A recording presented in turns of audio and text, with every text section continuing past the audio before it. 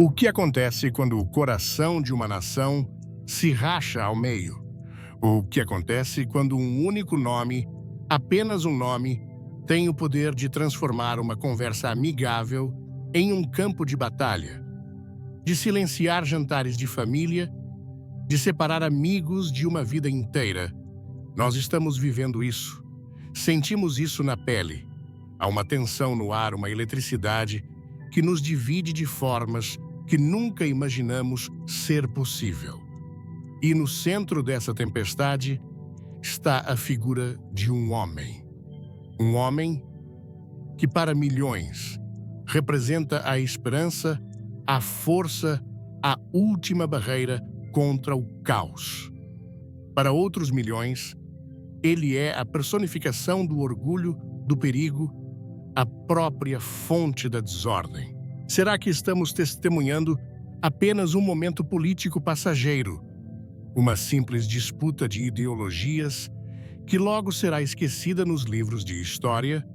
Ou será que o que vemos com nossos olhos é, na verdade, um sintoma, um sinal visível de uma febre espiritual profunda, uma doença que há muito tempo consome silenciosamente a alma de um povo? Eu acredito que a resposta não está nos noticiários, mas em um livro muito mais antigo.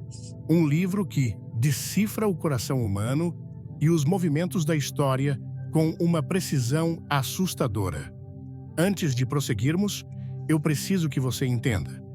Esta mensagem não é sobre política, não é sobre defender ou atacar um homem. É sobre discernir um tempo. É sobre entender o que Deus está tentando nos dizer através do caos que nos cerca. Porque o surgimento de um líder que divide uma nação de forma tão visceral não é um acidente, é um espelho gigante erguido diante de nós, forçando-nos a olhar para o nosso próprio reflexo, e o que vemos nele pode nos assustar. Ele não criou a divisão. Ele apenas deu voz a ela. Ele não inventou a raiva. Ele a canalizou. Ele não fabricou o medo. Ele o usou como combustível. As rachaduras já existiam em nossos corações, em nossas casas, em nossas igrejas. Ele apenas as tornou impossíveis de ignorar. Em tempos de grande incerteza, quando os fundamentos parecem tremer e o futuro é uma névoa escura, o coração humano clama por uma voz forte, clama por certeza, clama por alguém que pise firme no palco do mundo e diga: eu sei o caminho, sigam-me. É um desejo natural, quase instintivo. Quando um povo se sente perdido, fraco e esquecido, ele anseia por um campeão, por um defensor que lute suas batalhas. E quando essa figura aparece falando a linguagem da força, prometendo restaurar a glória perdida e identificar claramente os inimigos, a atração é quase irresistível. A alma cansada encontra um lugar para descansar sua esperança. Mas é exatamente aí que mora o perigo espiritual. A palavra de Deus está repleta de advertências sobre onde depositamos nossa esperança. O profeta Jeremias, com o coração partido, chorou por um povo que cometeu dois grandes males. Eles me abandonaram a mim, a fonte de água viva, e cavaram as suas próprias cisternas. Cisternas rachadas que não retêm água. Jeremias 2:13. O que é uma cisterna rachada é qualquer coisa ou qualquer pessoa em quem depositamos a confiança que pertence somente a Deus. É um líder, uma ideologia, um movimento político. Pode parecer forte por fora, pode prometer saciar nossa sede, mas no fundo está quebrada. Não pode nos salvar. Não pode nos dar a paz que nossa alma desesperadamente procura. Jesus em seu sermão profético, no Monte das Oliveiras, nos deu um alerta direto para os tempos finais. Ele disse em Mateus 24: Cuidado que ninguém os engane, pois muitos virão em meu nome e enganarão a muitos. Note que ele não disse que viriam homens maus dizendo coisas terríveis. Ele disse que viriam figuras carismáticas que poderiam até mesmo usar uma linguagem que soa familiar aos ouvidos dos que creem, mas cujo propósito final seria desviar a atenção do único e verdadeiro Salvador. A questão, portanto, não é se um líder é bom ou mau aos nossos olhos. A questão é para onde ele está apontando o coração do povo, para si mesmo, para sua própria força e sabedoria, ou para o Deus Todo-Poderoso. O fenômeno que estamos vendo não é novo. É um padrão espiritual que se repete ao longo da história. Um povo se afasta de Deus. A confusão moral e espiritual se instala. A sociedade se torna frágil, polarizada, cheia de medo. E nesse vácuo de liderança espiritual surge uma figura humana forte que promete ser a solução. E o povo faminto por direção corre para essa figura. Eles a defendem com uma paixão que deveria ser reservada para a verdade do Evangelho. Eles a perdoam de falhas que jamais perdoariam em outros. Eles começam sutilmente a depositar nela uma fé que beira a idolatria. E Deus do seu trono observa em silêncio, permitindo que o coração do povo revele o que realmente há dentro dele. A ascensão de um líder assim é um teste profundo para a igreja. É um momento que separa o trigo do joio. Separa aqueles que amam a conveniência do poder terreno daqueles cuja lealdade está firmemente ancorada no reino dos céus. Separa daqueles que estão dispostos a torcer a palavra de Deus para justificar suas alianças políticas daqueles que permitem que a palavra de Deus julgue cada aspecto de suas vidas, inclusive sua política. Então, a pergunta que ecoa nesta noite não é: qual profecia está reservada para este homem? A verdadeira pergunta, a mais profunda e desconfortável, é o que a ascensão deste homem revela sobre nós. O que ela diz sobre a condição da nossa fé, sobre a profundidade da nossa confiança em Deus, sobre o objeto da nossa esperança. Porque a Bíblia nos mostra, vez após vez, que quando um povo começa a clamar desesperadamente por um Salvador terreno, muitas vezes é porque já se esqueceu do Rei Celestial. E esse esquecimento sempre tem um preço. Antes de mergulharmos nas páginas antigas da Escritura, eu quero te fazer um convite. Se a mensagem até aqui já começou a queimar em seu espírito, se você sente que Deus está falando ao seu coração, eu não vou te pedir um like. Eu vou te pedir para fazer algo mais profundo. Quero que você pare por um segundo, feche os olhos e digite "Sonda-me, Deus" nos comentários. Não é um gesto para mim, nem para o algoritmo. É um ato de rendição. É uma forma de dizer em público que você quer que Deus examine seu coração antes de examinar qualquer líder.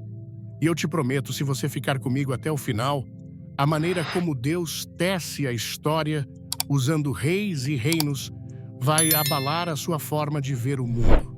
Essa sensação de que estamos vivendo em uma encruzilhada da história, esse sentimento de que as ações de um único líder podem definir o destino de uma geração, não é nova. Para entendermos a vertigem do nosso presente, precisamos ter a coragem de abrir as páginas do passado. A Bíblia não é apenas um livro de histórias antigas. Ela é um espelho divino. E quando olhamos para dentro dele, não vemos apenas rostos empoeirados de reis e profetas. Nós vemos a nós mesmos. Vemos nossos medos, nossas idolatrias, nossa busca desesperada por salvação. E, acima de tudo, vemos a mão soberana de um Deus que nunca foi pego de surpresa. A história está cheia de líderes fortes, de homens que, como gigantes, caminharam sobre a terra moldando impérios com sua vontade de ferro. E as Escrituras nos mostram exatamente como Deus lida com eles. Ele não os ignora, ele os usa, às vezes como um instrumento de juízo, outras vezes como um vaso inesperado de sua misericórdia. E em nenhum lugar esse espelho é mais claro do que na vida de um rei chamado Nabucodonosor. Feche os olhos por um instante e imagine. Imagine a cidade da Babilônia. Não era apenas uma cidade. Era o centro do universo conhecido. Seus muros eram tão largos que carruagens podiam correr em cima deles. Seus jardins, suspensos, eram uma das 7 maravilhas do mundo. Eram uma fortaleza de poder, riqueza, cultura e arrogância. E no trono dessa fortaleza sentava-se Nabucodonosor, um gênio militar, um administrador brilhante, um homem que não se curvava a ninguém. Ele era o arquiteto de sua própria glória, o mestre de seu próprio destino. Em seu coração, ele era o seu próprio Deus. Mas o Deus do céu, que vê o coração dos reis, decidiu-lhe enviar uma mensagem. Não com um exército, mas com um sonho. Uma noite, Nabucodonosor teve um pesadelo que o deixou aterrorizado. Ele viu uma estátua imensa com a cabeça de ouro, peito de prata, ventre de bronze, pernas de ferro e os pés de uma mistura frágil de ferro e barro. Então, uma pedra cortada, sem auxílio de mãos humanas, atingiu os pés da estátua e a pulverizou, e essa pedra cresceu, até se tornar uma montanha que encheu a terra inteira. O rei acordou em suor frio, a alma perturbada. Ele sabia que aquilo significava algo, mas não sabia o quê. Nenhum de seus sábios pôde decifrar o sonho. Mas havia um jovem exilado em sua corte, um jovem cujo coração pertencia ao Deus verdadeiro. Seu nome era Daniel. Trazido à presença do rei Daniel, não tomou o crédito para si. Ele disse: há um Deus nos céus que revela os mistérios. E ele explicou: a estátua representava os reinos da terra. A cabeça de ouro era o próprio Nabucodonosor, seu império. Mas depois dele, viriam outros reinos, cada um inferior ao anterior, culminando em um reino final, dividido e frágil. E a pedra era o reino de Deus. Um reino que não seria estabelecido por mãos humanas e que destruiria todos os outros reinos e permaneceria para sempre. Deus, em sua infinita misericórdia, estava avisando Nabucodonosor. Estava dizendo a ele: seu poder é grande, mas é temporário. Sua glória é impressionante, mas é passageira. Há um poder maior que o seu. Há um trono mais alto que o seu. Por um momento, o rei pareceu entender. Ele se prostrou diante de Daniel e reconheceu o poder do seu Deus.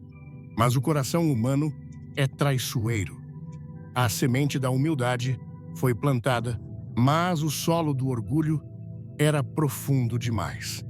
O tempo passou, as vitórias se acumularam, a memória do sonho se desvaneceu e o orgulho voltou a crescer como uma erva daninha. Então veio o dia que selou seu destino.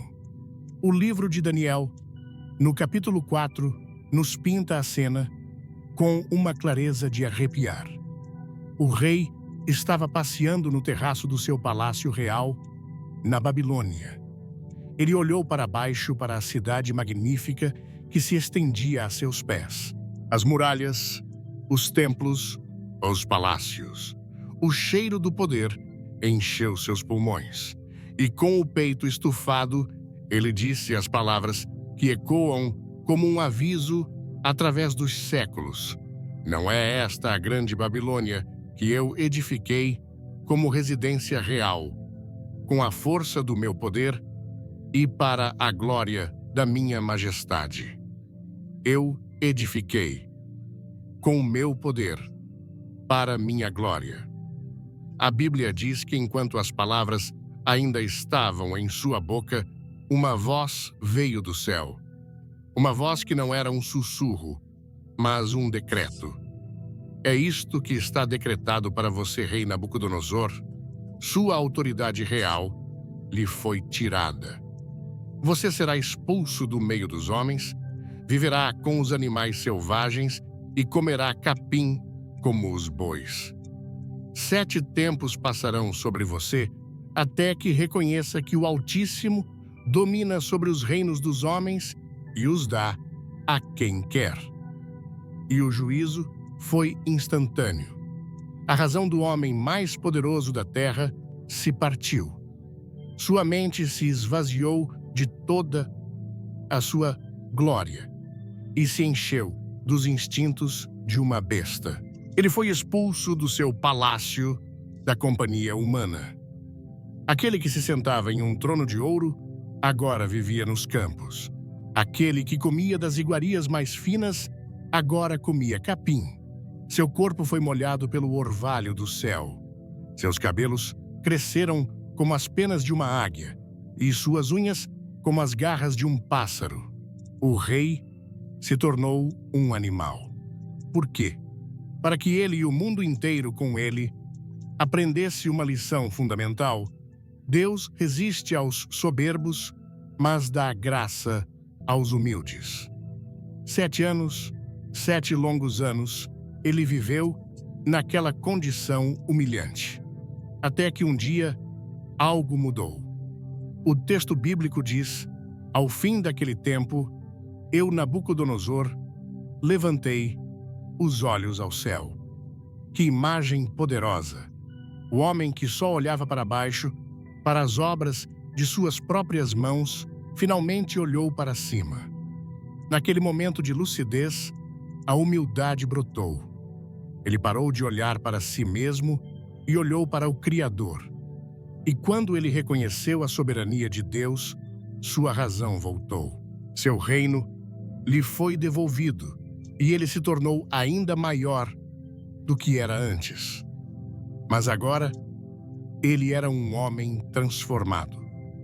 Seu testemunho final não foi sobre seu poder, mas sobre o poder do Rei dos Céus. Agora, eu, Nabucodonosor, louvo, exalto e glorifico o Rei dos Céus, porque tudo o que ele faz é certo, e os seus caminhos são justos, e ele tem poder para humilhar aqueles que vivem com arrogância. Essa história é um espelho para nós. Quantas vezes olhamos para as nossas vidas, para as nossas carreiras, para as nossas famílias, e um sussurro de orgulho sobe ao nosso coração. Olha o que eu construí. Quando um líder surge e personifica essa mesma atitude de autossuficiência, e nós o aplaudimos, não estamos participando do mesmo espírito de Babilônia. A lição de Nabucodonosor é um aviso severo. Deus pode permitir a ascensão de líderes poderosos, mas ele não tolerará que sua glória seja roubada. O orgulho sempre precede a queda.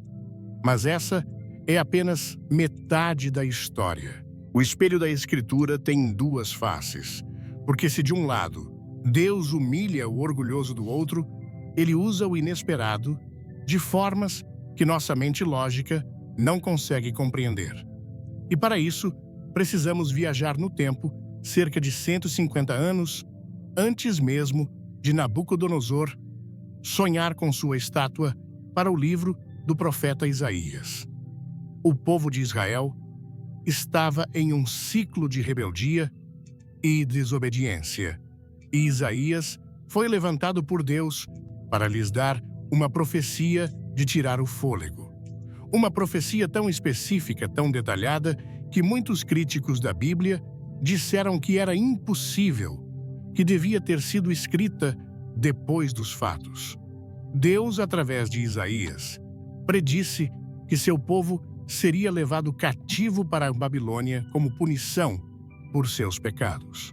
Mas ele também profetizou sua libertação, e ele nomeou o libertador. Em Isaías, capítulo 44 e 45, Deus fala, e ele se dirige a um homem que ainda não existia, um homem que só nasceria mais de um século depois. Ele diz: assim diz o Senhor ao seu ungido, a Ciro, cuja mão direita eu seguro para subjugar nações diante dele. Eu irei adiante de você e aplainarei montes. Farei isso por amor de Jacó, meu servo, de Israel, meu escolhido. Eu o convoco pelo nome e lhe concedo um título de honra, embora você não me reconheça. Pense na magnitude disso. Deus está chamando um futuro rei, um rei pagão da Pérsia, de meu ungido. A mesma palavra usada para Saul, para Davi. Ele está dizendo: este homem que não me conhece, que não me adora, que não faz parte do meu povo, será o meu instrumento. Eu o levantarei. Eu lhe darei vitória. Eu abrirei portas diante dele, e ele fará a minha vontade. E qual era a vontade de Deus? A profecia, continua Ciro, seria aquele que daria a ordem para reconstruir Jerusalém e o templo. 150 anos se passaram. A profecia de Isaías parecia esquecida. Israel foi levada cativa. Babilônia reinou suprema. Nabucodonosor subiu e caiu. Seus sucessores reinaram. E então, do leste, surgiu uma nova potência, o Império Persa.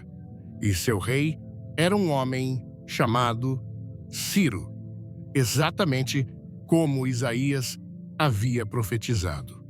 Ciro conquistou a Babilônia sem grande esforço, cumprindo a profecia de que Deus iria adiante dele. E no primeiro ano de seu reinado, a Bíblia nos conta, no livro de Esdras, que o Senhor despertou o espírito de Ciro, rei da Pérsia, para que ele fizesse uma proclamação. E o decreto de Ciro dizia: o Senhor, o Deus dos céus, deu-me todos os reinos da terra e me encarregou de lhe construir um templo em Jerusalém. E ele libertou o povo judeu para voltar para casa. O que isso nos ensina? Que a soberania de Deus é infinitamente mais complexa e misteriosa do que imaginamos. A mesma mão de Deus que humilhou o orgulho de Nabucodonosor foi a mão que guiou o pagão Ciro para libertar o seu povo. Deus não está limitado às nossas caixas teológicas.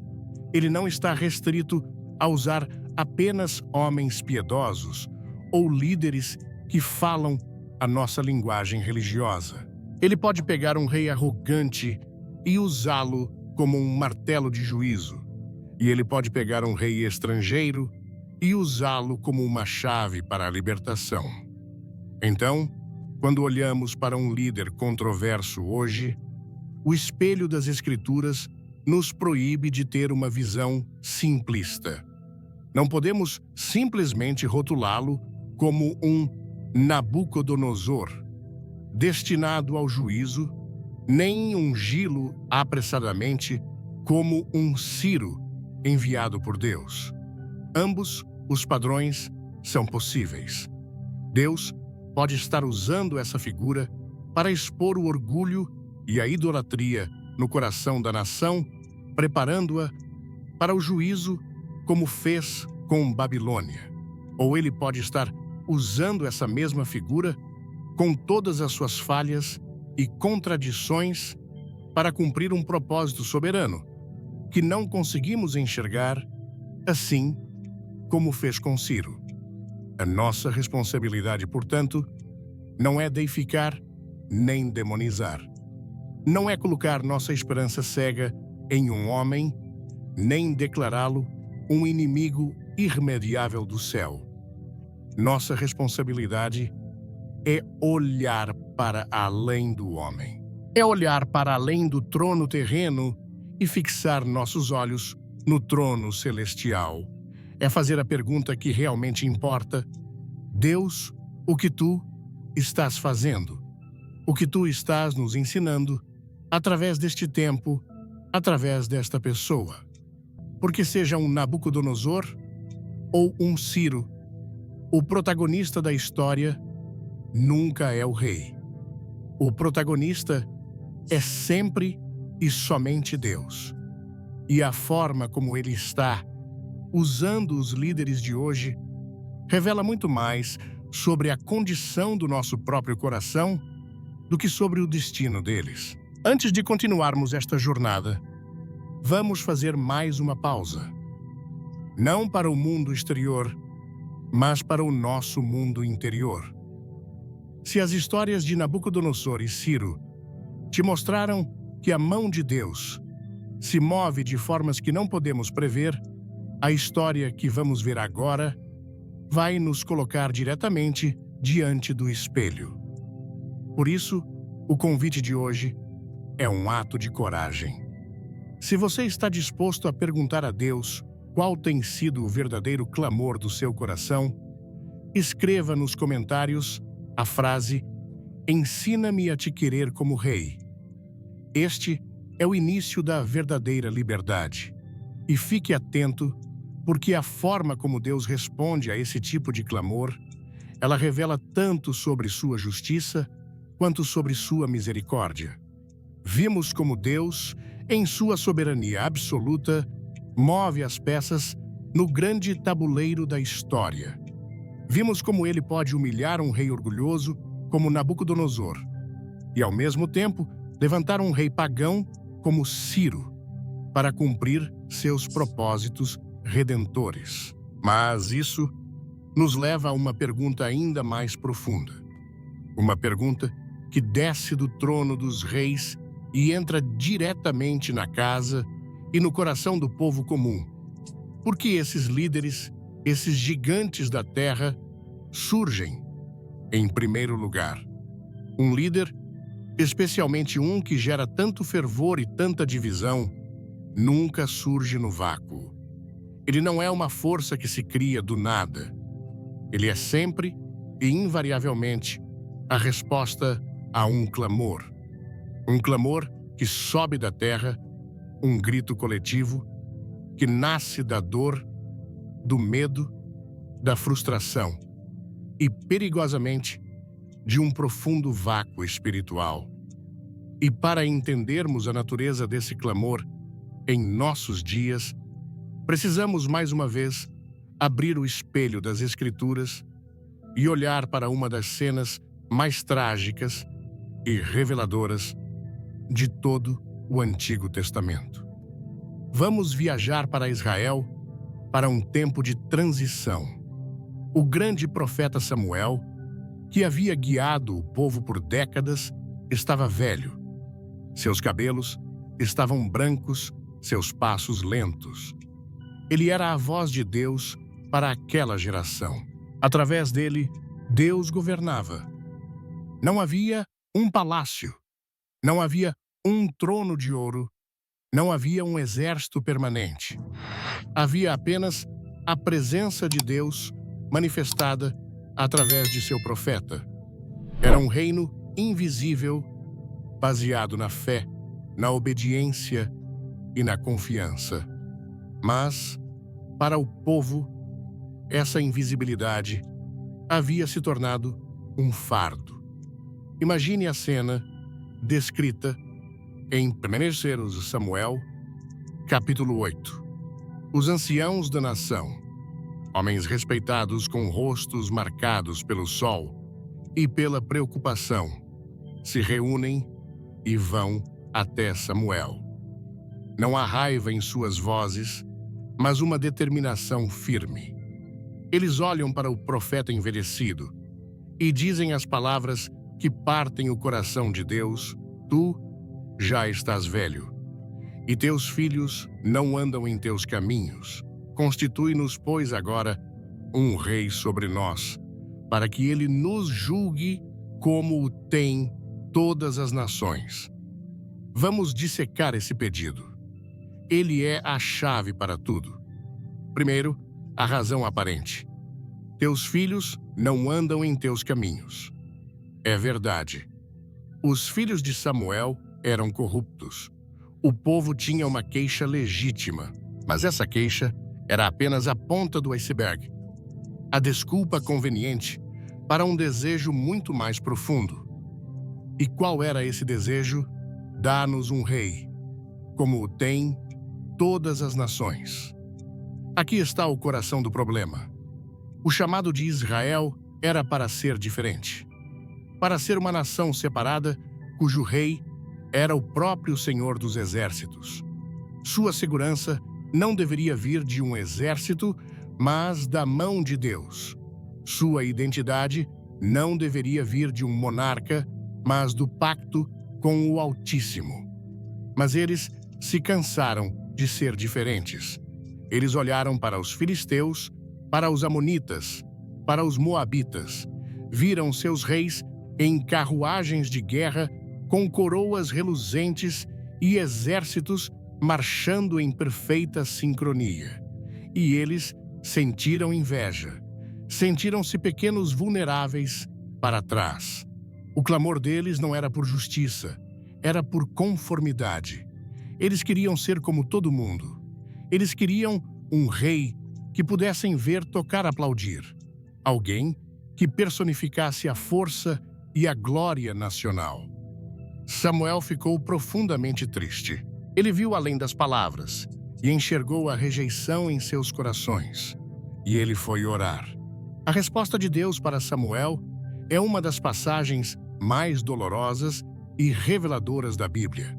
Deus diz a ele: Samuel, ouça o povo. Atenda a tudo o que eles lhe pedem, porque não é a você que eles rejeitaram, é a mim que eles rejeitaram como rei sobre eles. Deixe essa frase ecoar em sua alma. O povo pensava que estava fazendo uma escolha política, uma mudança de sistema de governo. Mas Deus disse que era uma questão de adoração. Era um divórcio espiritual. Eles estavam trocando o governo invisível e perfeito de Deus pela promessa visível e falha de um homem. E Deus continua. Ele instrui Samuel a atender ao pedido deles, mas não sem antes lhes dar uma advertência solene.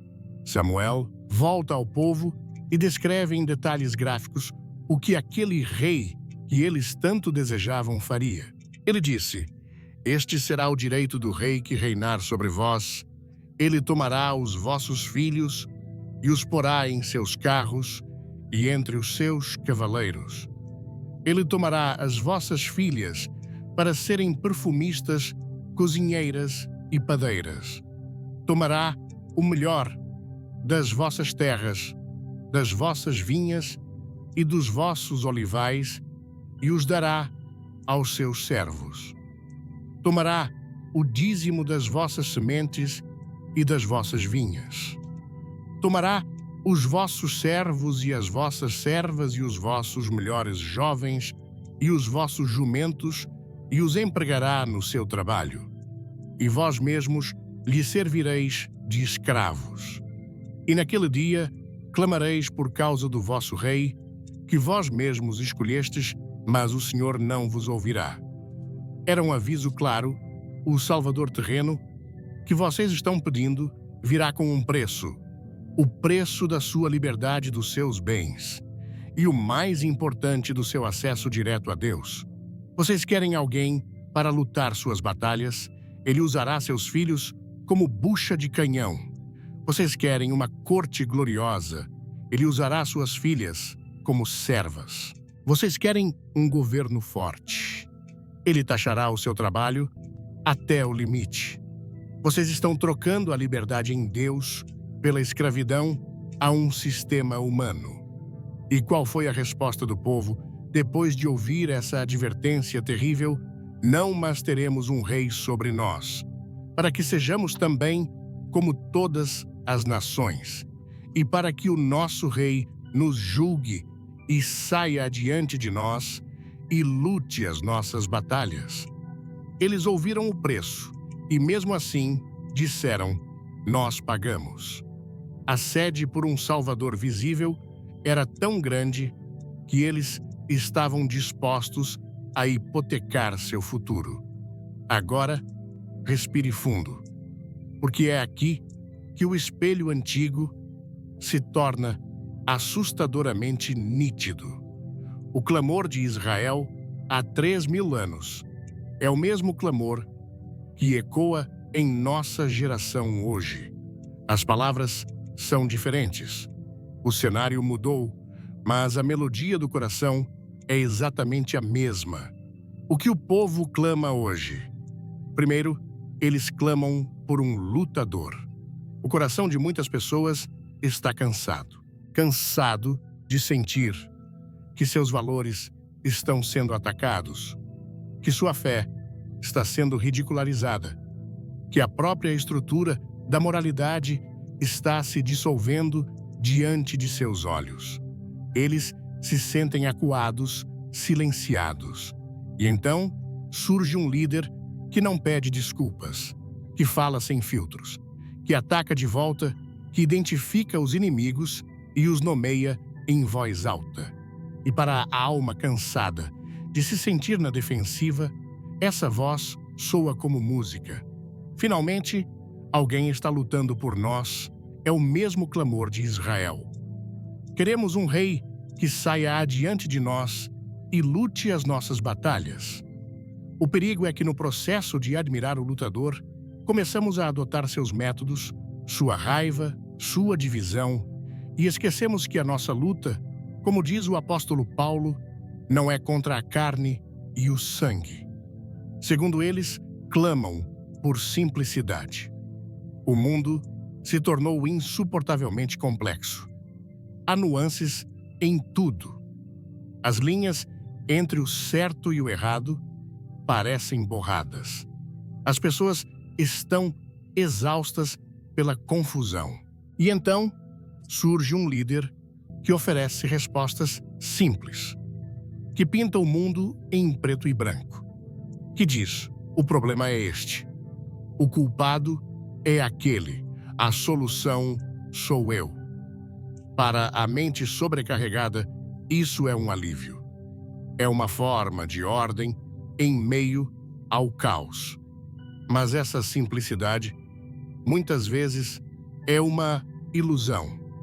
Ela ignora a complexidade do coração humano e as verdades profundas do Evangelho que nos chamam ao arrependimento, à graça e à reconciliação, coisas que nunca são simples. Terceiro, eles clamam por grandeza. Há uma nostalgia no ar, uma saudade de um tempo real ou imaginado em que as coisas eram melhores, mais claras, mais fortes. Um tempo de prosperidade e respeito. E então surge um líder que promete restaurar essa glória perdida. Ele fala de um passado dourado e promete um futuro ainda mais brilhante. E para as pessoas que se sentem pequenas e inseguras no presente, essa promessa é como água no deserto. É o mesmo clamor de Israel. Queremos ser como todas as nações. Queremos ser grandes, respeitados, temidos. O perigo é que a busca pela grandeza terrena pode nos fazer esquecer que somos chamados a buscar primeiro o reino de Deus e a sua justiça. A grandeza aos olhos do mundo raramente é a mesma coisa que a grandeza aos olhos de Deus. Quando esses três clamores, por um lutador por simplicidade e por grandeza, se unem no coração de um povo, eles criam um vácuo espiritual tão poderoso que ele inevitavelmente suga uma figura que personifique essas coisas. O líder não cria o clamor. O clamor é que convoca o líder. E aqui está a verdade mais difícil de engolir. Quando um povo coloca sua esperança em um homem para lutar suas batalhas, para simplificar seu mundo e para restaurar sua grandeza, ele está cometendo o mesmo pecado de Israel. É uma forma sutil, mas profundamente real de idolatria. A idolatria não é apenas se curvar diante de uma estátua. Idolatria é qualquer coisa que toma o lugar de Deus no centro do nosso coração, da nossa esperança e da nossa segurança. Quando a nossa esperança pela salvação da nação está mais em uma eleição do que em um avivamento espiritual, isso é idolatria. Quando defendemos os pecados e as falhas de um líder com mais paixão do que defendemos a santidade e a verdade de Cristo, isso é idolatria. Quando a nossa identidade como apoiador ou opositor de um homem se torna mais forte do que a nossa identidade como filho de Deus, isso é idolatria. E o resultado é sempre o mesmo. Assim como Samuel advertiu o rei que o povo escolhe, acaba por escravizá-lo. Não necessariamente com correntes físicas, mas com as correntes da divisão, do ódio, da amargura. A igreja que foi chamada para ser um agente de cura e reconciliação se torna apenas mais um batalhão na guerra cultural. Cristãos que deveriam amar seus inimigos começam a demonizá-los nas redes sociais. A sensibilidade ao Espírito Santo diminui, porque o coração está cheio demais com o barulho da política. A testemunha do Evangelho é manchada porque o mundo olha para nós e não vê o amor sacrificial de Cristo. Vê apenas a mesma raiva e o mesmo tribalismo que eles encontram em qualquer outro lugar. O líder, no final das contas, é apenas um sintoma. Ele é o espelho que reflete o estado do coração do povo. Um povo saudável, espiritualmente humilde, dependente de Deus, nunca clamaria por um salvador terreno, porque eles sabem que já tem um rei celestial. Mas um povo que se esqueceu de Deus, que se encheu de medo e orgulho, inevitavelmente construirá para si um bezerro de ouro. Seja ele um homem, uma ideologia ou um movimento. Portanto, a pergunta que Deus nos faz hoje não é se estamos do lado certo da política. A pergunta é: qual tem sido o verdadeiro clamor do seu coração? Você tem clamado por Deus, por sua presença, por sua vontade? Ou você tem clamado por um rei, por um homem, para lutar as suas batalhas e te fazer sentir seguro e grande outra vez? Porque a resposta a essa pergunta determinará não apenas o futuro de uma nação, mas o destino da sua própria alma. A verdadeira tragédia não é a ascensão de um rei terreno, é o esquecimento de um rei celestial. Antes de entrarmos no coração desta próxima revelação, que talvez seja a mais confrontadora de todas, eu preciso te pedir algo. Esta parte da mensagem não é para ser apenas ouvida, ela é para ser vivida. Por isso, se você tem a coragem de pedir a Deus para quebrar os espelhos das suas próprias opiniões e te mostrar a verdade dele, não importa o quão desconfortável ela seja, eu quero que você escreva uma oração de 3 palavras nos comentários "Quebra meu espelho". É um ato de humildade perigoso, mas é o único caminho para o verdadeiro discernimento.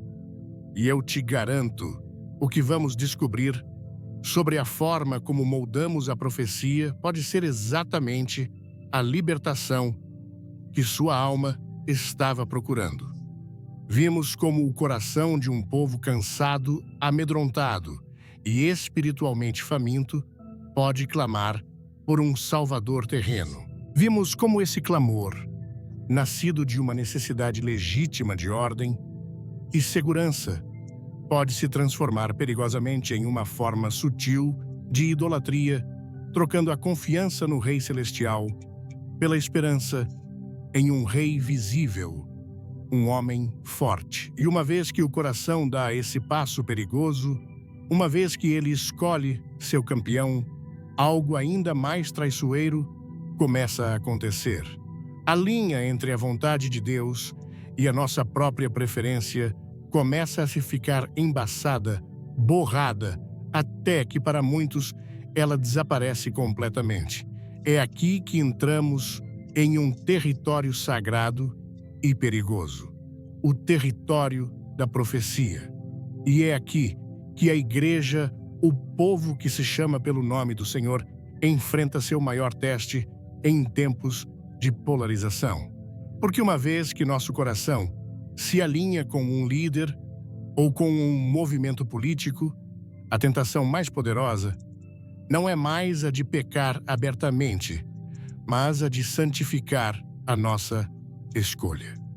Começamos uma busca desesperada para encontrar a digital de Deus na nossa agenda política. Queremos mais do que tudo acreditar que a nossa preferência não é apenas uma opinião, mas uma revelação divina. Que o nosso lado não é apenas um lado, mas o lado de Deus. E nesse momento caímos de cabeça em uma das armadilhas mais antigas e eficazes que o inimigo já armou para o povo de Deus. O apóstolo Paulo, com uma visão profética que atravessa 2000 anos e parece descrever nosso feed de notícias de hoje, escreveu a seu jovem discípulo Timóteo. E o que ele disse deveria fazer cada um de nós tremer. Em 2 Timóteo, capítulo 4, ele adverte: pois virá o tempo em que não suportarão a sã doutrina. Pelo contrário, sentindo coceira nos ouvidos, juntarão mestres para si mesmos, segundo os seus próprios desejos, e se recusarão a dar ouvidos à verdade, voltando-se para os mitos. Coceira nos ouvidos. Que expressão perfeita!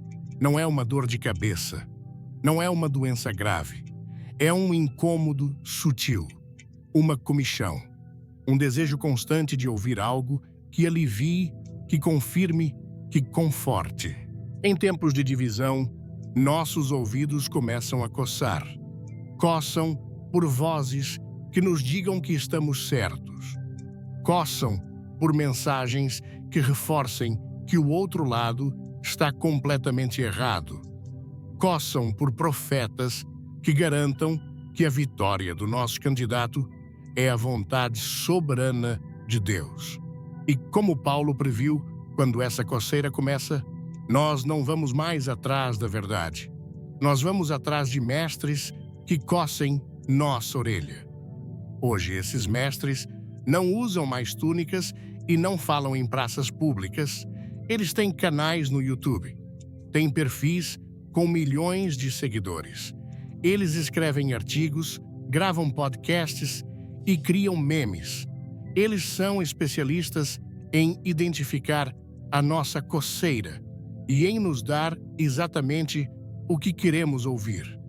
Eles pegam um versículo fora de contexto aqui, uma teoria da conspiração, ali, misturam com um pouco de fervor patriótico e nos servem um banquete de confirmação.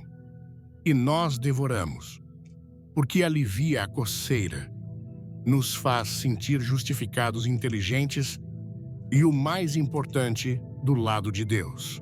E enquanto estamos ocupados coçando nossos ouvidos à verdade nua crua e muitas vezes desconfortável do Evangelho, está sendo completamente ignorada. Esse processo de transformar preferência em profecia acontece em estágios. Primeiro, começa com a justificação. Nós escolhemos nosso líder. E porque, como cristãos, queremos viver de forma coerente, precisamos justificar essa escolha teologicamente. Então, começamos a garimpar a Bíblia. Não com um coração humilde, pedindo, Senhor, o que a tua palavra diz sobre isso, mas com o coração de um advogado procurando evidências para defender um caso que já está decidido. Encontramos a história de Ciro e dizemos: vê Deus usa líderes imperfeitos. Encontramos a história de Sansão e dizemos: vê Deus usa homens moralmente falhos para libertar seu povo.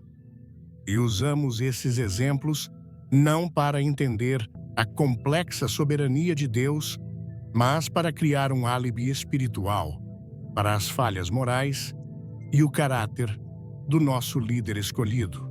Ignoramos convenientemente as centenas de passagens que falam sobre humildade, mansidão, amor aos inimigos e o fruto do Espírito, porque essas passagens não coçam nossa orelha, elas a queimam. Depois da justificação, vem a demonização, para que nosso lado seja o lado de Deus, o outro lado precisa ser o lado do diabo. Não basta discordar das políticas deles. Precisamos atacar seu caráter, questionar sua fé, atribuir a eles as piores motivações possíveis. Começamos a usar uma linguagem de guerra espiritual para descrever nossos oponentes políticos. Eles não são apenas pessoas com quem discordamos. Eles são agentes das trevas, globalistas, destruidores da família. E ao fazer isso, nós nos sentimos justos. Sentimos-nos como Elias contra os profetas de Baal. Mas esquecemos que Jesus nos chamou para amar nossos inimigos e orar por aqueles que nos perseguem. Essa ordem radical de Cristo se torna uma inconveniência teológica, algo que deixamos de lado por enquanto, porque estamos em guerra. Finalmente, depois da justificação e da demonização, chegamos ao estágio final e mais perigoso, a profetização.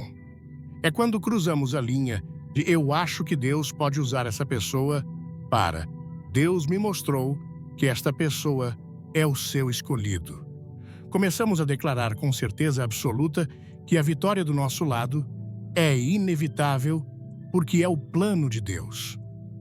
Qualquer um que questione isso não tem discernimento, não tem fé, ou talvez nem seja um cristão verdadeiro. Criamos uma profecia a partir da nossa própria preferência e nos tornamos exatamente como os falsos profetas do tempo de Jeremias. A história de Jeremias é um espelho poderoso para a igreja de hoje. Jeremias foi chamado por Deus para pregar uma mensagem incrivelmente impopular. Ele tinha que dizer ao rei e ao povo de Judá: que por causa de seus pecados e de sua idolatria, Deus iria entregar a nação nas mãos de Nabucodonosor, o rei da Babilônia. Ele estava dizendo: nós vamos perder. O juízo está vindo. A única esperança é se arrepender e se submeter ao que Deus está fazendo. Era uma mensagem de humildade, de quebrantamento. Ninguém queria ouvir isso. A orelha do povo não coçava por isso. Ela doía. E enquanto Jeremias pregava essa verdade difícil, surgiram outros profetas. Profetas populares. Profetas que eram convidados para o palácio.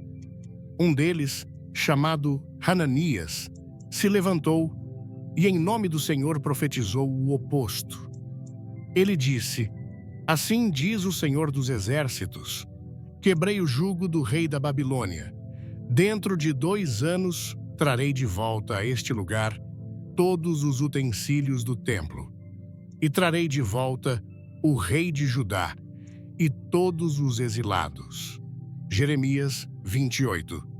O que Hananias estava pregando: vitória, restauração, grandeza nacional. Ele estava dizendo exatamente o que o rei e o povo queriam desesperadamente ouvir. Sua mensagem aliviou a coceira nos ouvidos deles. Era uma profecia de preferência. Era otimista, patriótica e completamente falsa. Jeremias o confrontou e disse: o Senhor não te enviou. Tu fizeste com que este povo confiasse em mentiras. E a palavra de Deus veio a Jeremias, dizendo que por ter pregado uma rebelião contra o Senhor, Hananias morreria naquele mesmo ano. E a Bíblia registra que 2 meses depois, o profeta Hananias morreu. A igreja hoje está cheia de Hananias, homens e mulheres que, com sinceridade ou por oportunismo, estão profetizando não o que Deus disse, mas o que o povo quer ouvir. Eles profetizam vitórias políticas, prosperidade garantida, o triunfo da sua agenda, e o povo aplaude, porque é muito mais agradável ouvir sobre vitória do que sobre arrependimento. É muito mais inspirador ouvir que somos um Ciro do que admitir que talvez estejamos agindo como a Babilônia. E qual é o resultado devastador de confundirmos nossa preferência com a profecia de Deus? Primeiro, nós destruímos a nossa testemunha. O mundo lá fora, que já é cético, olha para a igreja e não vê um povo humilde que ama e serve como Cristo. Eles veem um grupo de interesse político tão raivoso e tribal quanto qualquer outro. Quando declaramos que Deus vai fazer isso, e depois isso não acontece, nós não apenas passamos vergonha, nós envergonhamos o nome de Cristo. Fazemos com que o nome do Senhor seja blasfemado entre os incrédulos, porque eles olham e dizem: o Deus de vocês é tão impotente e confuso quanto vocês. Segundo nós, dividimos o corpo de Cristo. Quando transformamos uma escolha política em um teste de ortodoxia cristã, nós erguemos muros dentro da igreja. Irmão se volta contra irmão. A comunhão é quebrada por causa de algo que é temporário e terreno. Esquecemos que o que nos une não é uma bandeira ou um partido, mas o sangue de Jesus Cristo. E o inimigo se alegra porque uma casa dividida contra si mesma não pode subsistir. Terceiro, nós nos tornamos surdos à verdadeira voz de Deus. Quando passamos meses e anos consumindo apenas as vozes que confirmam o que já acreditamos, nossos ouvidos espirituais se atrofiam. Nós criamos uma bolha teológica, um echo chamber, de autoafirmação. E se em meio a todo esse barulho, o Espírito Santo tentar sussurrar uma palavra de correção, de advertência, de chamado ao arrependimento, nós não conseguimos mais ouvi-la. Confundimos a voz calma e suave do Espírito com a voz do inimigo, porque ela não soa como as vozes que escolhemos para coçar nossos ouvidos. Então, como escapamos dessa armadilha mortal? Como aprendemos a discernir a vontade de Deus em vez de apenas batizar nossas próprias preferências? O caminho é o da humildade radical. É começar cada dia com a oração: Senhor, eu posso estar errado. Meus heróis podem estar errados. Meu lado pode estar errado. A única coisa que eu sei que está certa é a tua palavra. Então, submeto minhas opiniões, minhas paixões e minhas lealdades políticas ao senhorio de Jesus Cristo. É ter a coragem de ler a Bíblia inteira, não apenas os versículos que nos servem. É passar tempo nos evangelhos e perguntar: o meu comportamento online, as minhas palavras, as minhas atitudes em relação aos meus oponentes se parecem com o caráter de Jesus? É praticar o antídoto divino para o partidarismo, orar sinceramente pela bênção e salvação daqueles de quem discordamos politicamente. Nada quebra mais o espírito de divisão do que se ajoelhar e pedir a Deus que abençoe a pessoa que você foi ensinado a odiar. O verdadeiro discernimento não vem de ter uma visão mística ou de seguir o profeta do momento. O verdadeiro discernimento nasce de um coração quebrantado, de uma mente saturada pela palavra de Deus e de uma vida rendida em obediência. É parar de pedir a Deus que abençoe o que estamos fazendo e começar a perguntar o que Ele está fazendo para que possamos nos juntar a Ele. Neste tempo de tanta confusão, a pergunta que Deus está nos fazendo não é qual candidato você apoia, é qual voz você está ouvindo. Você está ouvindo as vozes que coçam seus ouvidos e te dizem o que você quer ouvir, ou você está se inclinando para ouvir a voz do bom pastor, mesmo quando ele te chama para caminhos difíceis, para o arrependimento, para o amor sacrificial e para uma esperança que não está em nenhum palácio presidencial, mas somente na cruz e na ressurreição de Jesus Cristo. A escolha entre profecia e preferência é, no fundo, a escolha entre a verdade e a ilusão. E essa escolha determinará se seremos uma testemunha fiel ou apenas mais um eco barulhento em um mundo já ensurdecido. Antes de prosseguirmos para o coração do reino, vamos fazer uma última pausa para um alinhamento espiritual. A próxima parte desta mensagem vai confrontar diretamente a nossa definição de força e poder. Por isso, o convite é simples, mas transformador.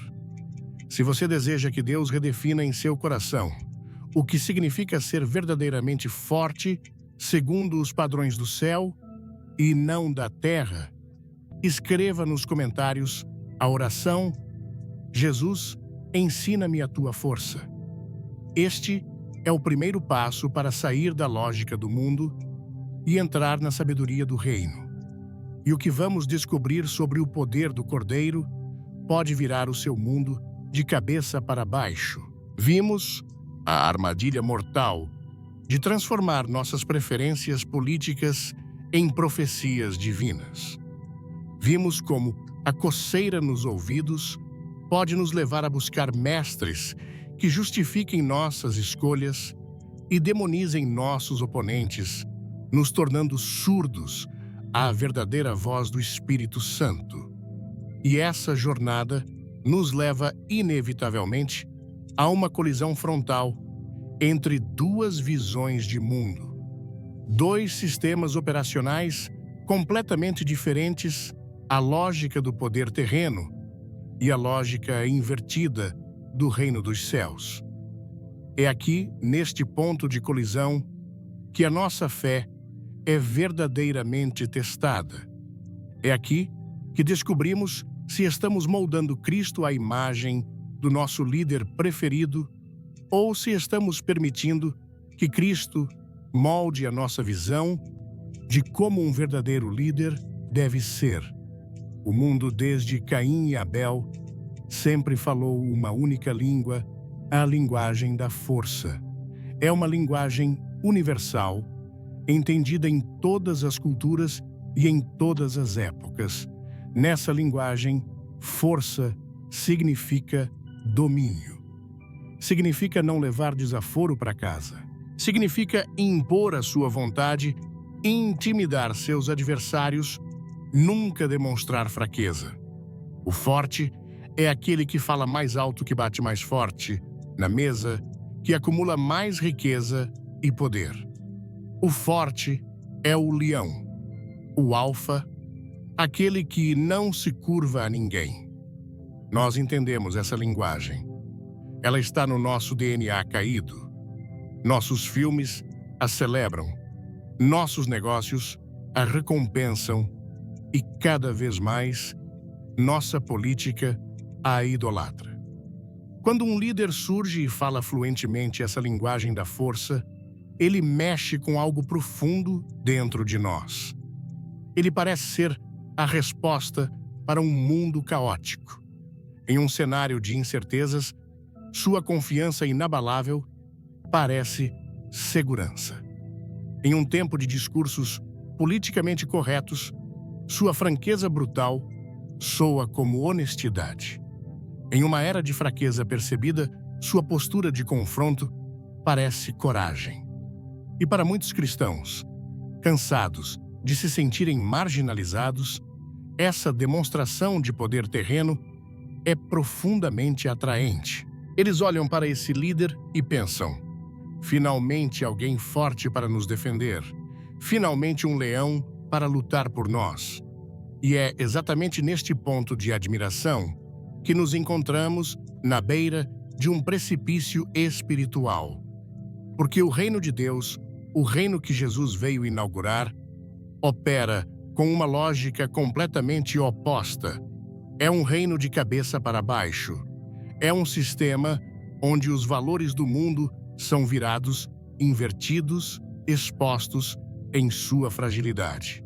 E se não tivermos muito cuidado, se não estivermos mergulhados na palavra e guiados pelo Espírito, começaremos a aplaudir no mundo exatamente aquilo que Jesus veio para confrontar. Vamos olhar para a vida de Cristo. Ele foi a manifestação perfeita de Deus na terra. Se alguém tinha o direito de usar a força, era ele. Ele tinha legiões de anjos à sua disposição. Com uma palavra, ele poderia ter silenciado seus críticos, aniquilado seus inimigos e estabelecido um reino terreno de poder absoluto. Mas o que ele fez? Quando seus discípulos, Tiago e João, queriam chamar fogo do céu para consumir uma aldeia que não os recebeu, Jesus os repreendeu. Lucas 9, 54, 655. A linguagem da força do poder retaliatório não era a sua língua. Quando a multidão quis pegá-lo à força para fazê-lo rei, depois da multiplicação dos pães, ele se retirou para o monte sozinho. João 6, quem a busca pelo poder político terreno, alimentada pela popularidade, não era o seu caminho. Quando Pedro, no calor do momento, puxou uma espada para defendê-lo no Getsêmani, Jesus o parou e disse: guarde a sua espada, pois todos os que empunham a espada pela espada morrerão. Mateus 26, 52. A violência mesmo em defesa da causa de Deus foi rejeitada por ele. E no auge de sua missão, quando ele estava diante de Pilatos, o representante do maior poder militar do planeta, Jesus fez uma das declarações mais radicais de toda a Escritura. Pilatos, tentando intimidá-lo, perguntou: "Você não me responde? Não sabe que eu tenho autoridade para te soltar e autoridade para te crucificar?"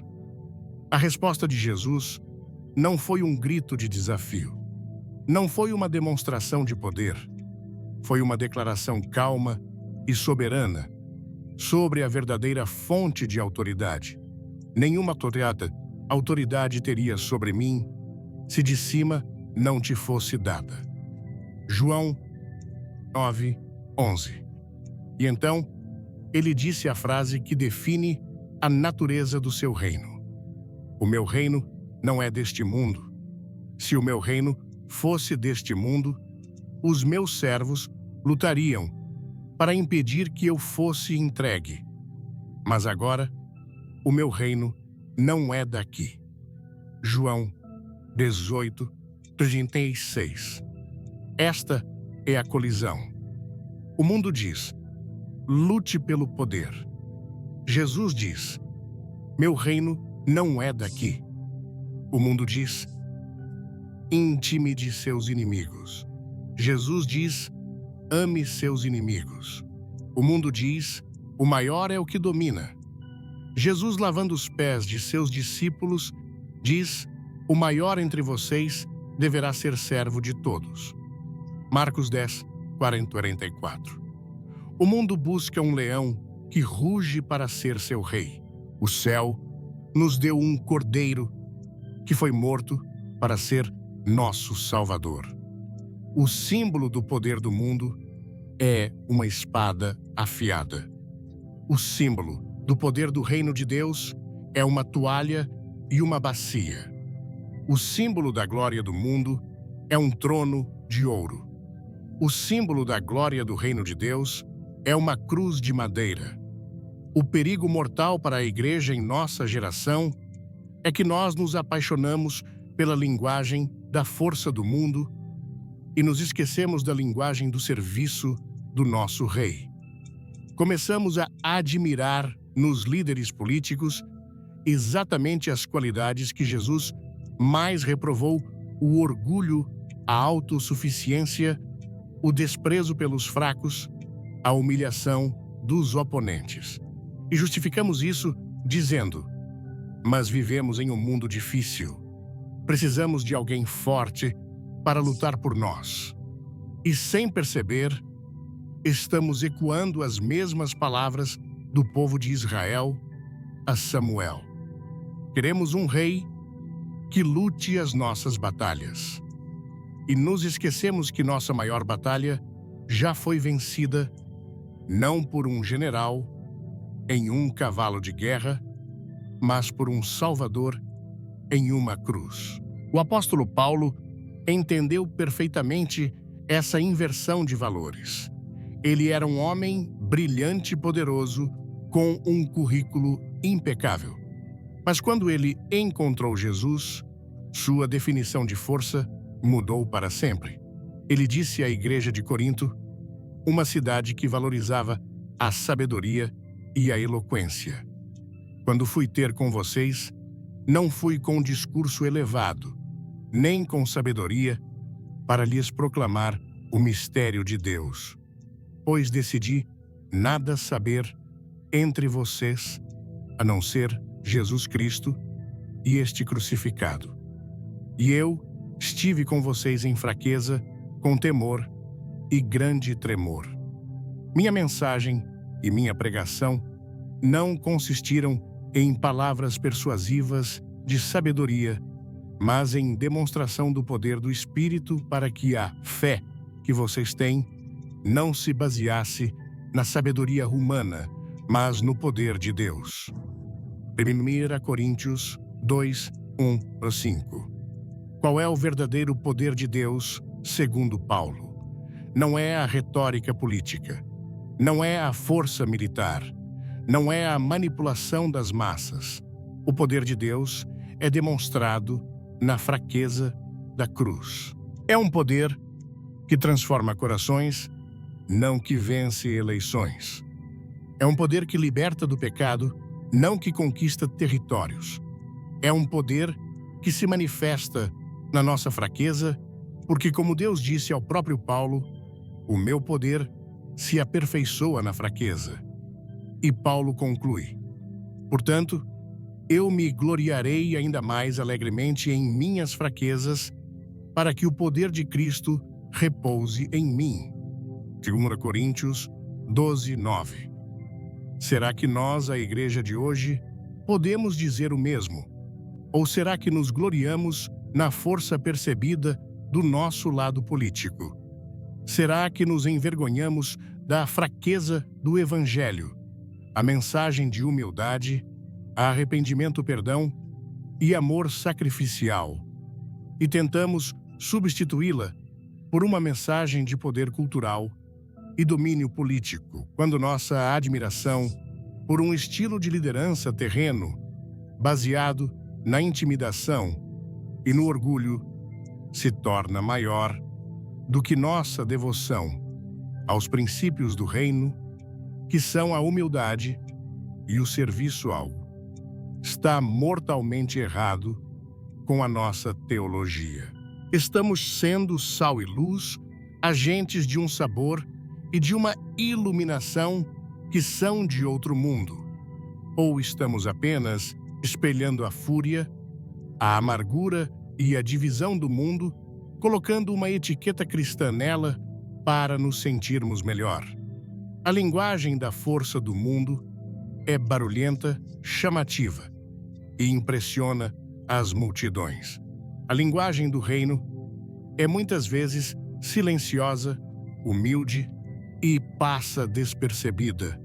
É o poder de um perdão dado quando a retaliação era esperada. É a força de uma palavra mansa que acalma a ira. É a coragem de amar um inimigo em um mundo que grita por vingança.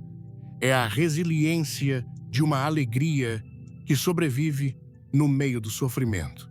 É a autoridade de uma vida vivida em santidade e integridade, que fala mais alto do que qualquer discurso inflamado. Jesus nos deu a chave para a verdadeira influência no mundo no Sermão do Monte. Ele não disse: bem-aventurados os poderosos, os que dominam, os que vencem os debates.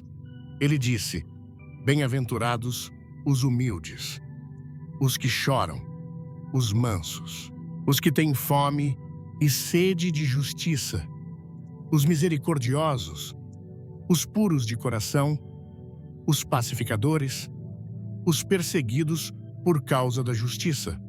Mateus 5, 3, 10. Essa é a constituição do reino dos céus.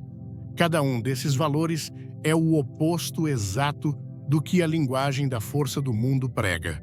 E este é o nosso chamado. Não é para pegar a constituição do reino e tentar impô-la ao mundo pela força política. É para vivermos essa constituição em nossas próprias vidas, em nossas famílias, em nossas igrejas, de forma tão radical e bela, que o mundo faminto por algo real olhe para nós e pergunte qual é a fonte do seu poder. E então, poderemos apontar para o Cordeiro. A grande tragédia ocorre quando a igreja abandona seu chamado único. Quando trocamos a toalha e a bacia pela espada e pelo escudo. Quando paramos de lavar os pés do mundo e começamos a tentar torcer seu braço.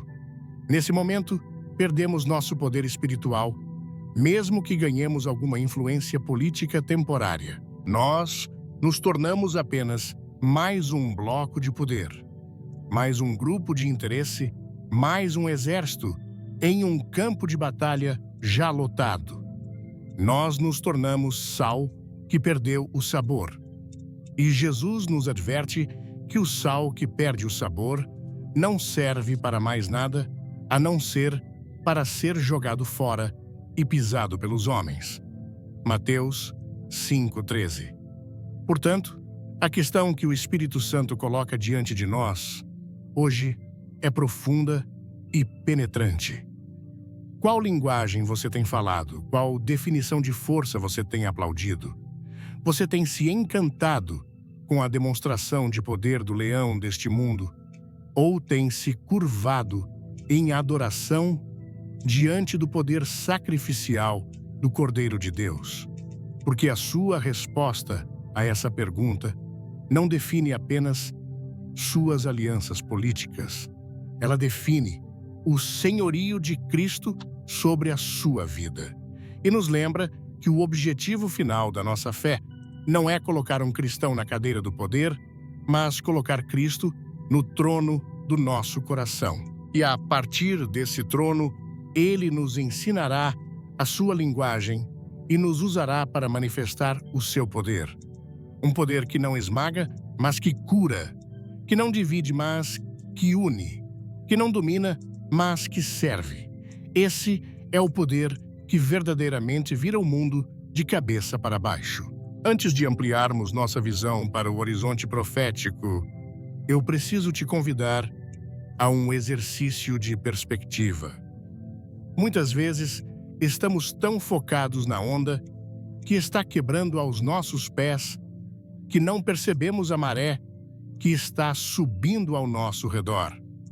Por isso, se você deseja pedir a Deus a capacidade de enxergar além do barulho do agora e discernir os movimentos maiores do seu tempo, escreva esta simples oração nos comentários. Senhor, levanta os meus olhos. É um pedido para trocar a miopia espiritual pela visão panorâmica do céu. E o que Deus nos mostra quando levantamos os olhos pode mudar não apenas a nossa perspectiva, mas as nossas prioridades para sempre. Nós colidimos a linguagem da força do mundo com a linguagem do serviço do nosso Rei. Vimos o abismo que existe entre o poder do leão, que ruge e domina, e o poder do cordeiro, que se sacrifica e serve. E essa colisão nos deixou em uma encruzilhada, forçando-nos a escolher qual poder nós verdadeiramente admiramos, qual reino nós verdadeiramente servimos. Mas agora, precisamos dar um passo para trás. Precisamos subir a montanha do discernimento e olhar para o vale da história a partir de uma perspectiva mais alta.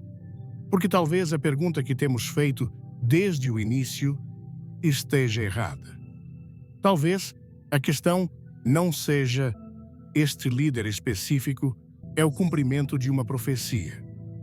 Talvez a verdadeira pergunta seja o surgimento deste líder e de todo o caos que o cerca é em si mesmo um sinal de que estamos entrando em uma estação profética que a Bíblia descreveu em detalhes assustadores. Será que estamos tão focados em decifrar uma única árvore que não percebemos que a floresta inteira está pegando fogo? Será que ao tentarmos encontrar um único sinal no céu, estamos ignorando a tempestade violenta que já se formou aqui na terra? Uma tempestade cujos ventos e trovões Jesus nos ensinou a reconhecer quando os discípulos, sentados com Jesus no Monte das Oliveiras, perguntaram a ele sobre o fim dos tempos. Eles queriam saber sobre sinais. Eles queriam um mapa, um checklist. E Jesus, com olhos que viam o fim desde o começo, nos deu um mapa. Mas não era um mapa com um único ponto marcado com um X. Era a descrição de um clima, de uma atmosfera, de um processo. Ele não descreveu um único evento, mas uma convergência de eventos. Ele usou uma das metáforas mais poderosas e realistas de toda a Escritura. Ele disse: "Vocês ouvirão falar de guerras e rumores de guerras. Nação se levantará contra nação e reino contra reino. Haverá fomes e terremotos em vários lugares. Tudo isso será o início das dores de parto." Mateus 24, 6, 8. O início das dores de parto.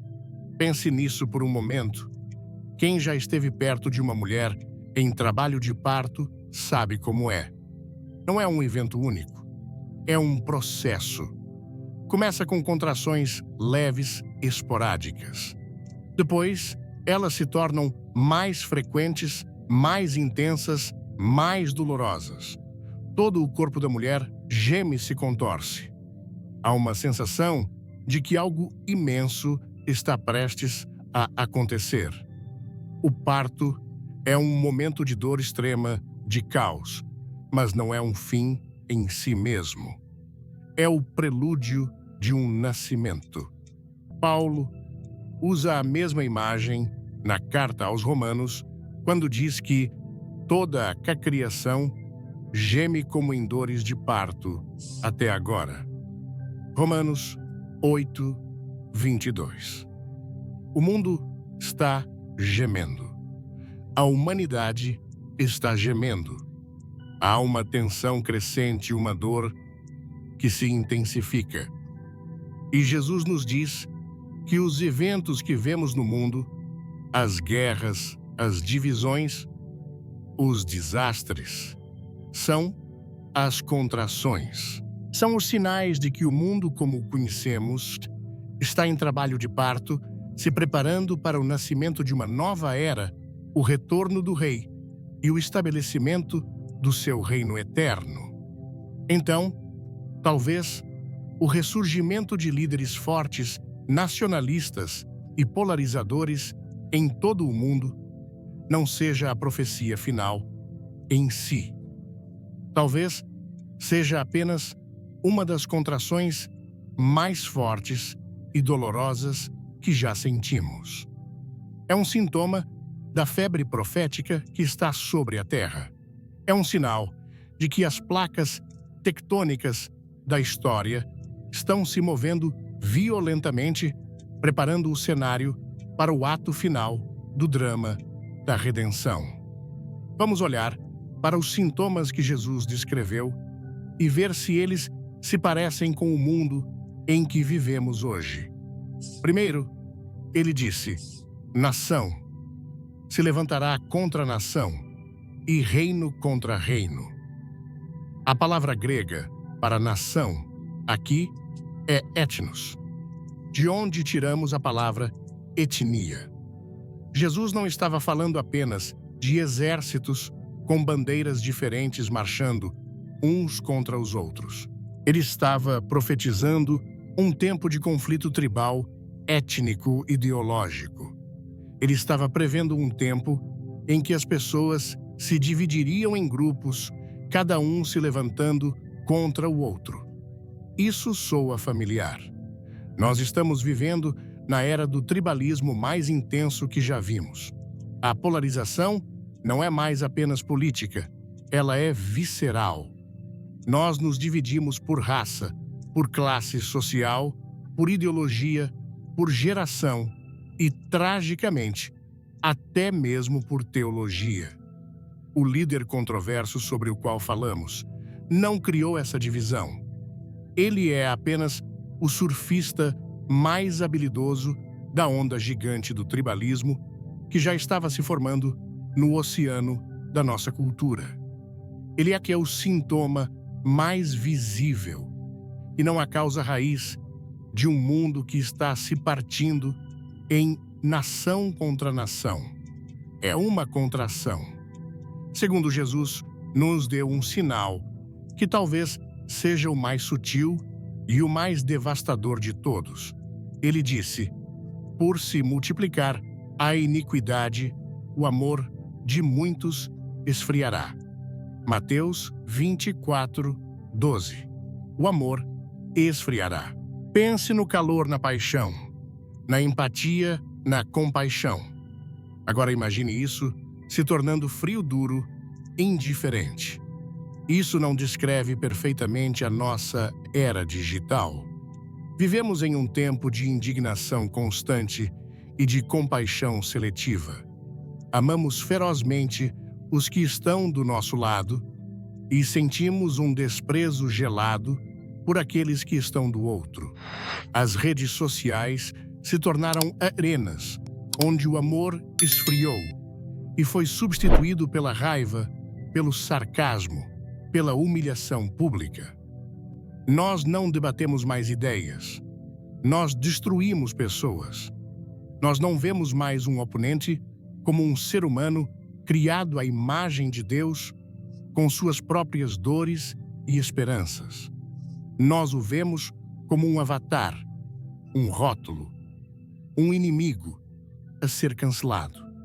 Esse esfriamento do amor não é apenas um problema social, é o cumprimento de uma profecia. E quando a igreja chamada para ser o termostato do amor de Deus no mundo se torna apenas mais um espelho da frieza da cultura, essa contração se torna ainda mais dolorosa. Terceiro, Jesus advertiu repetidamente sobre o engano. Cuidado que ninguém os engane, pois surgirão falsos cristos e falsos profetas que realizarão grandes sinais e maravilhas para, se possível, enganar até os eleitos. Mateus 24, 4, 24. Vivemos na era da desinformação. A verdade se tornou relativa. Cada tribo tem seus próprios fatos, seus próprios especialistas, seus próprios profetas. As teorias da conspiração se espalham mais rápido que a verdade. As pessoas estão tão desesperadas por respostas que se agarram a qualquer voz que lhes ofereça uma narrativa secreta, uma explicação oculta para o caos do mundo. E isso invadiu a igreja. Como vimos na parte anterior, a busca por profecias que confirmem nossas preferências políticas é um sintoma desse engano. Estamos tão ansiosos para que Deus esteja do nosso lado que nos tornamos presas fáceis para qualquer um que se levante e diga em nome do Senhor exatamente aquilo que nossos ouvidos coçam para ouvir. A confusão e o engano generalizado não são um acidente. É outra contração. Guerras e rumores de guerras. Nação contra nação. O amor esfriando. O engano se multiplicando. Essa é a atmosfera que Jesus disse que precederia sua volta. Este é o mundo em que acordamos todos os dias. A ascensão de um líder forte e divisor não é um evento isolado. É uma peça que se encaixa perfeitamente neste quebra-cabeça profético. Ele é talvez a personificação de todos esses sintomas. Ele prospera na divisão nação contra nação. Seu estilo, muitas vezes, parece exemplificar um mundo onde a empatia foi substituída pela força, o amor esfriará. E ele gera ao seu redor um turbilhão de informações e desinformações, onde discernir a verdade se torna quase impossível. Não, engano. Ele não é a doença, ele é a febre. A febre é um sinal de que o corpo está doente lutando contra uma infecção. E a infecção que assola a humanidade é a mesma de sempre: o pecado, o orgulho, a rebelião contra Deus e o medo que nasce da ausência dele. E qual é o grande perigo para nós, a igreja, no meio dessa febre profética? O perigo é a distração. O maior truque do inimigo, em tempos como este, não é nos fazer pecar abertamente. É nos deixar tão obcecados com a febre que nos esquecemos da doença. É nos deixar tão focados em lutar contra os sintomas que nos esquecemos de oferecer a única cura real. Nós gastamos horas e horas debatendo política, consumindo notícias, discutindo sobre o último escândalo. Ficamos ansiosos, com raiva, triunfantes, desesperados. E enquanto estamos fazendo isso, o que não estamos fazendo, não estamos de joelhos intercedendo pela nossa nação. Não estamos compartilhando o Evangelho com o nosso vizinho perdido. Não estamos discipulando nossos filhos na verdade da palavra de Deus. Não estamos amando nossos inimigos. Não estamos cuidando dos pobres e dos marginalizados.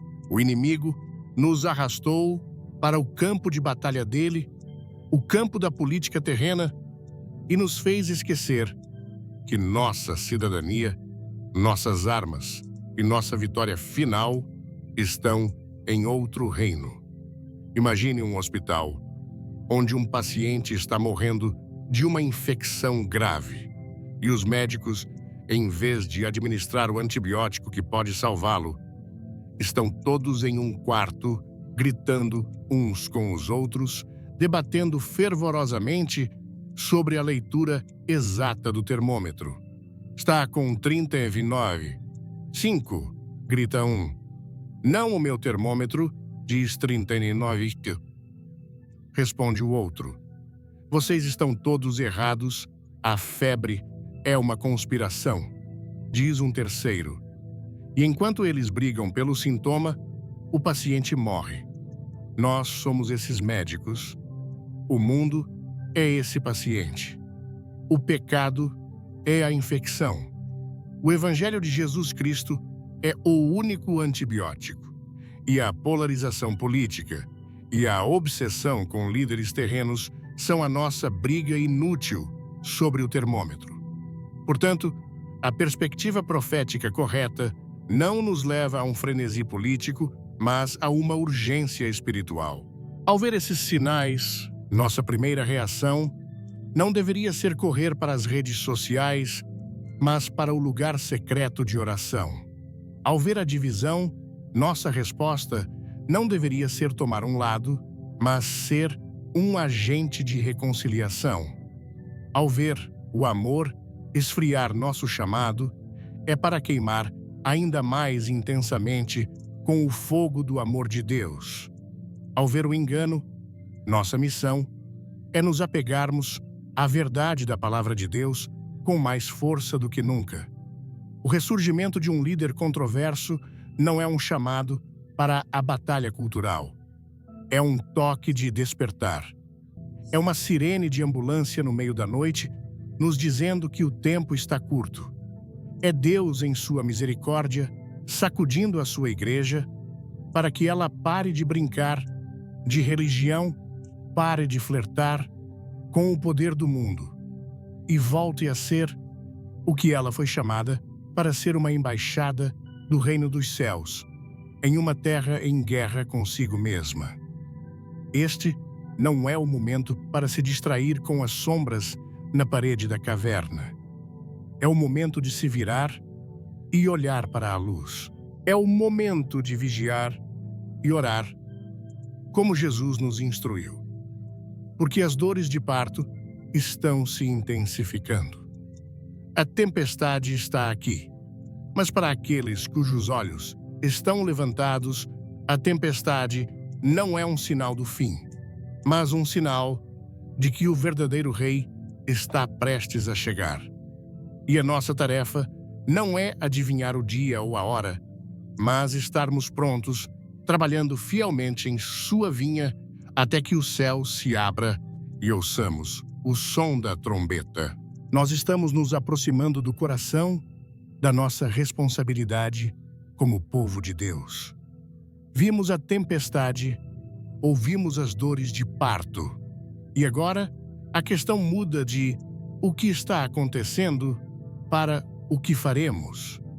Por isso, antes de descobrirmos qual é o nosso verdadeiro papel em meio ao caos, eu te convido a fazer a declaração mais importante que um crente pode fazer em tempos como estes. Se você está pronto para assumir seu posto, para ser parte da resposta de Deus, e não apenas mais um eco do barulho do mundo, escreva nos comentários: "Eis-me aqui, Senhor." É a oração de Isaías, de Samuel de Maria. É a oração daqueles que estão dispostos a serem usados por Deus, não importa o custo. E o que Deus faz com um coração que se rende assim é o início de todo o avivamento. Nós levantamos nossos olhos. Vimos que o surgimento de líderes divisivos e o caos que os cercam não são eventos isolados, mas contrações dolorosas, gemidos de um mundo em trabalho de parto, sinais de que estamos vivendo em uma estação profética que Jesus descreveu em detalhes. Vimos o perigo mortal da distração, de ficarmos tão obcecados com a febre da política que nos esquecemos da doença do pecado e da única cura, o Evangelho. E essa percepção nos deixa em um lugar de profunda sobriedade. Ela nos esvazia da arrogância de estar certo e nos enche com o peso de uma pergunta inescapável: se este é o tempo, se estes são os sinais, qual é então a nossa responsabilidade? Qual é o papel do povo de Deus quando a tempestade está rugindo? A resposta da Bíblia é ao mesmo tempo humilhante e cheia de esperança. Ela nos mostra que em cada era de declínio moral, em cada período de apostasia e juízo, Deus sempre preserva para si um povo, um remanescente. Não necessariamente uma multidão, mas um grupo de corações que não se dobrou, que não se contaminou, que não se vendeu. Um povo cujo joelho não se prostrou diante dos ídolos do seu tempo, sejam eles de ouro de pedra ou de poder político. E a responsabilidade desse remanescente fiel é a chave para entendermos o nosso chamado hoje. Quem é esse remanescente? Não é um grupo de elite, não são os mais inteligentes ou os mais perfeitos. O remanescente é definido por uma coisa: lealdade. Uma lealdade inabalável e exclusiva ao Rei Jesus, acima de qualquer outra lealdade terrena. É o povo que entendeu que sua cidadania primária não é deste mundo. É o povo cujo passaporte celestial é mais importante que sua filiação partidária.